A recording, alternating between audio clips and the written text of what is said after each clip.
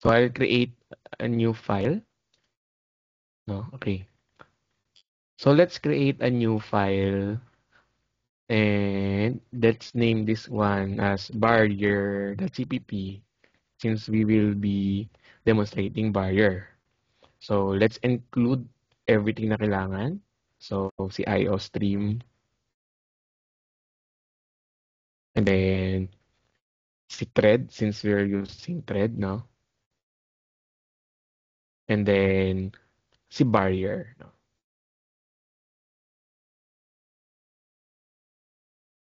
Tapos let's include chrono kasi or dem ano lang simulation ng process time kunyari.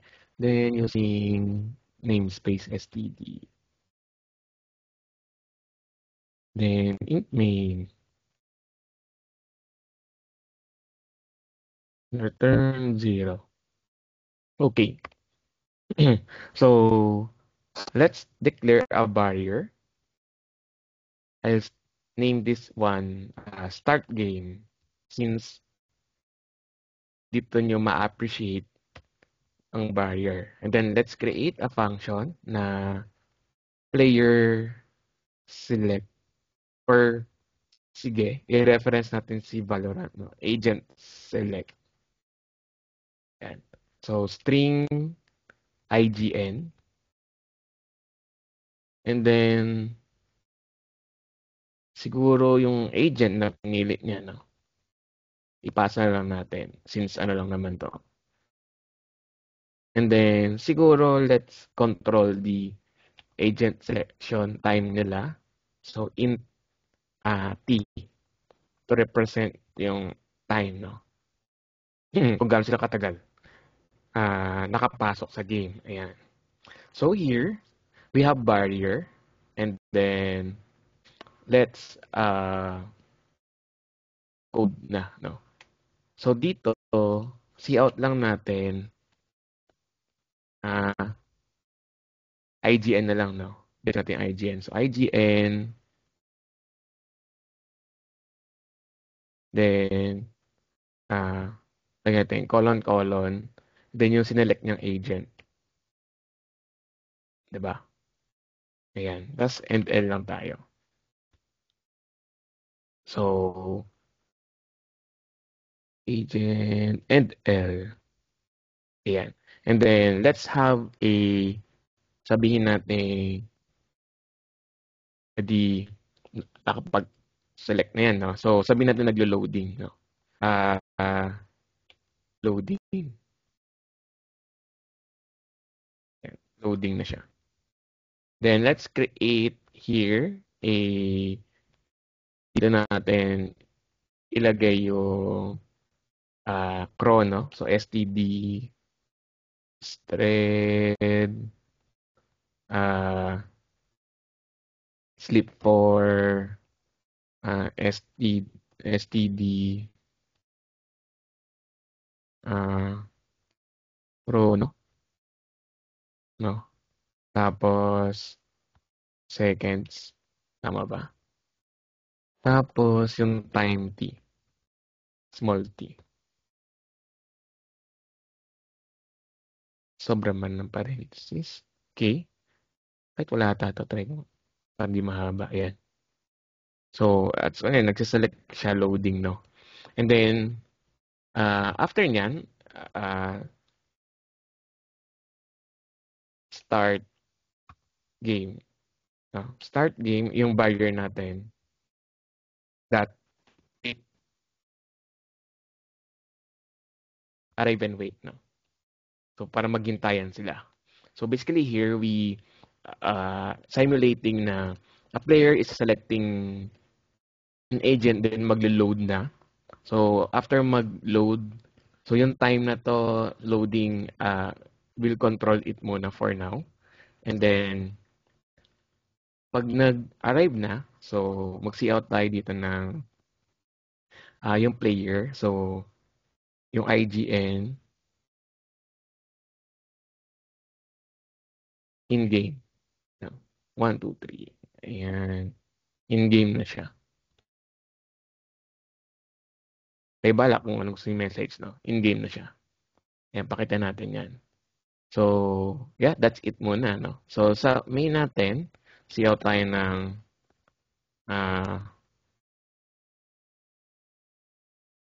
agent select phase. No? Dot. Then, let's create a thread. Tatlong thread since tatlo sila.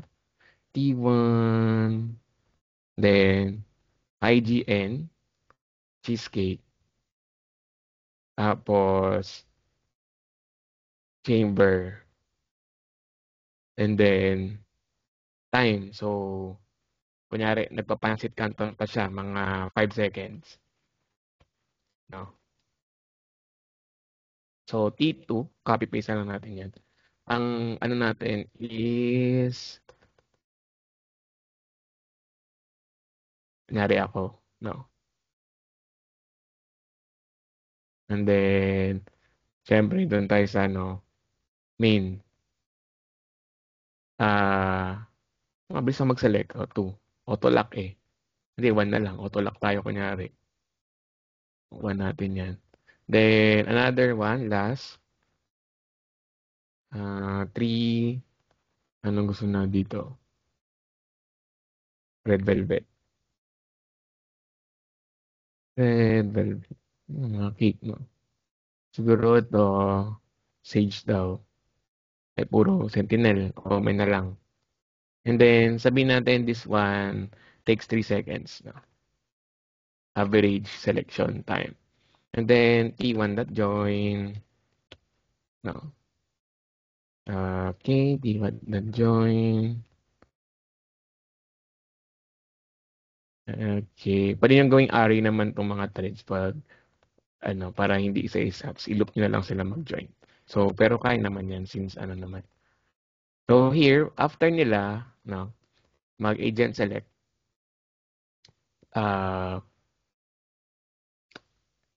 see out tayo. In-game na sila lahat, di ba?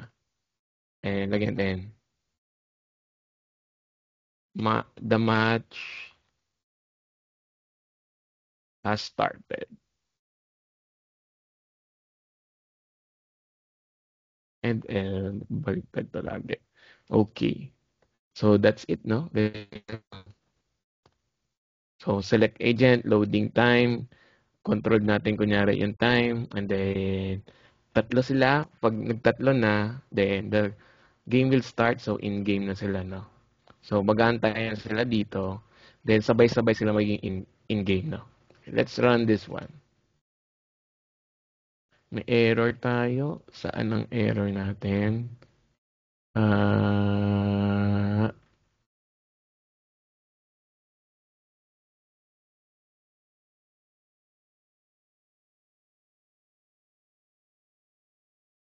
Barrier, start game, arrive at, and select, yung chrono ba yung mali natin?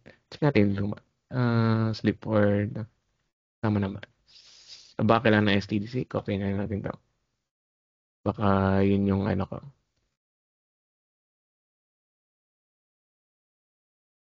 Tapos time T. Time T. Ayan. Run ulit natin. Okay. Omen 3. May mali ba ako sa parameter ko? Semicolon, string, T1, T2, T3, string, int.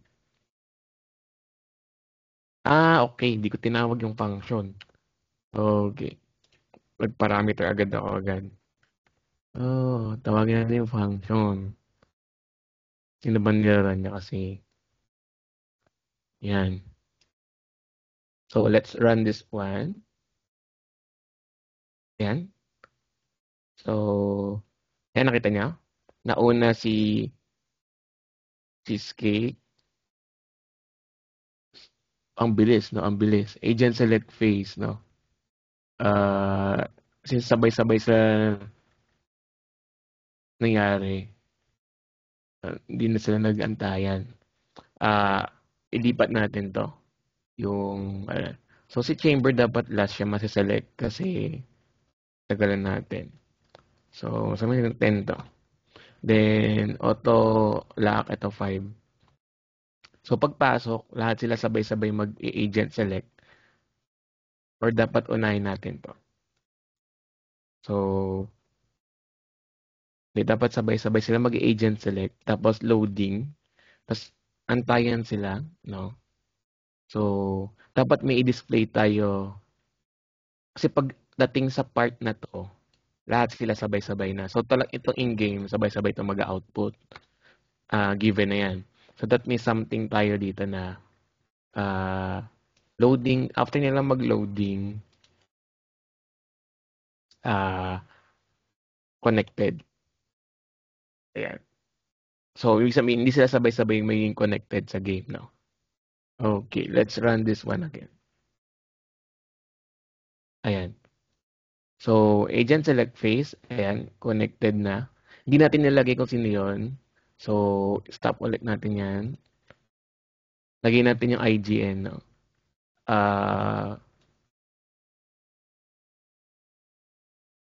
Lagyan natin yung IGN para alam natin kung sino na naglo-loading. Sino yung connected. Ayan, para lahat sila may IGN dito.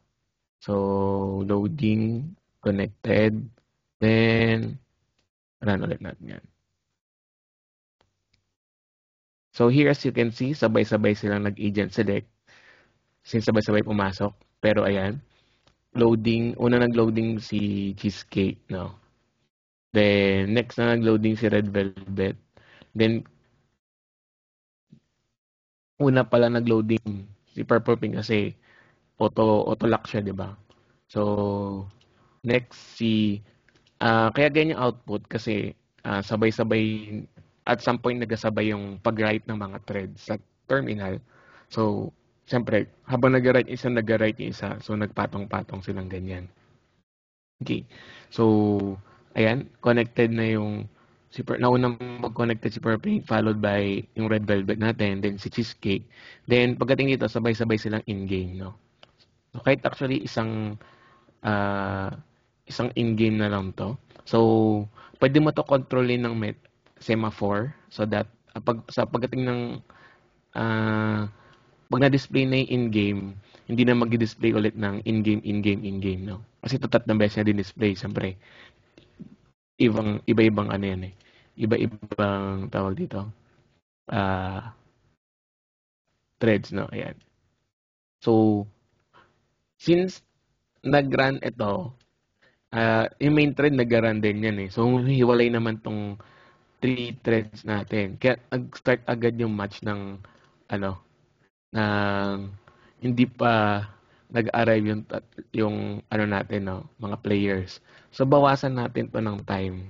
Kunyari, 7 lang chamber. So, let's add a thread sleep dito. So, 7 seconds yung pinakamatagal mag-select. Let's give this one 9 seconds. So, sure tayo na lahat sila nasa in-game before mag-display yung match has started, no? This is just to simulate na sabay-sabay na sila before mag-match start. Of course, if you want to implement this one in real, gagamit ka na ng mga lock, mute text, mga ganyan, no? So, run ulit natin. Yan. So, yan, loading, connected. Mamaya, loading na naman yung isa. And connected na rin siya. Yan, lahat connected na. So, in-game na lahat. And then, may delay tayo ng 2 seconds. Then, match has started. Okay. So, that's how we use barriers. Let's improve the code, no? Kunyari, na-eliminate sila, na-eliminate. No, matatanggal na sila sa game, di ba? And then, consider natin na end game na tong dulo. Game over, tas end game siya. Kasi dito, match has started, meaning may nangyayari na sa game, no? Yun na, tuloy-tuloy na. So, let's implement this one na may end game, no? So, in barriers, we can reuse it now. So, pwede natin ito i-reuse. Connected in-game, no? In-game na sila.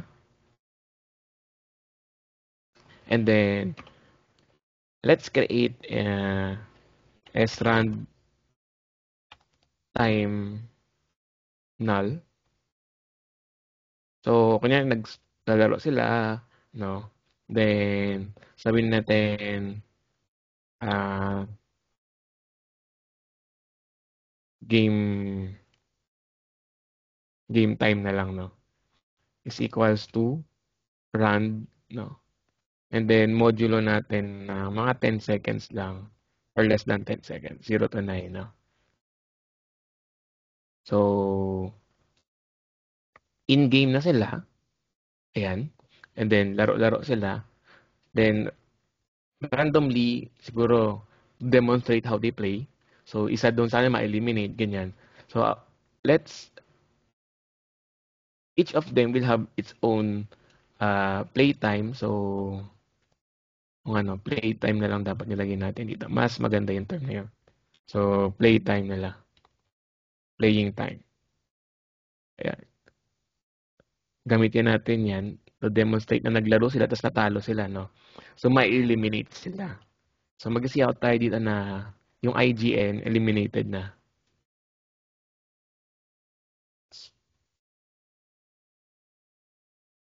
Eliminated. No, sad face. And then, let's get this one. So, antayan muna. So, pag lahat ng players sa isang team na eliminate na, then, ang dulo niya dito, game over na. Game over. Yan.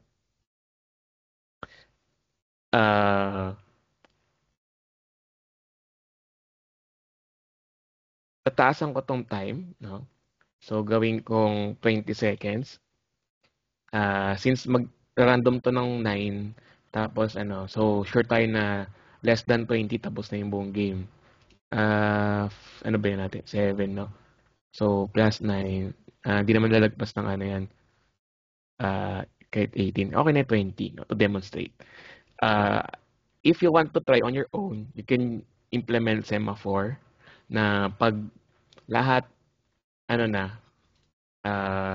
nag-arrive na sa elimination or eliminated na, then, tsaka lang mag-display yung game over. No? Pwede nyo gawin yan. So, dito, demonstrate lang natin using this one. So, let's run this one again. No? Saan na ba yung, So, run natin.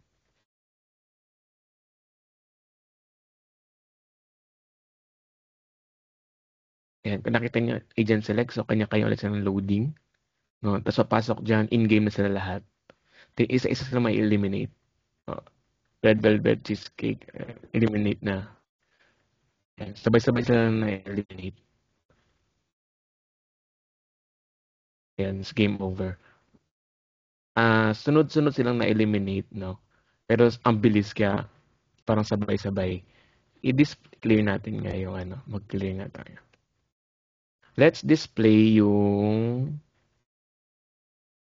time na na-generate.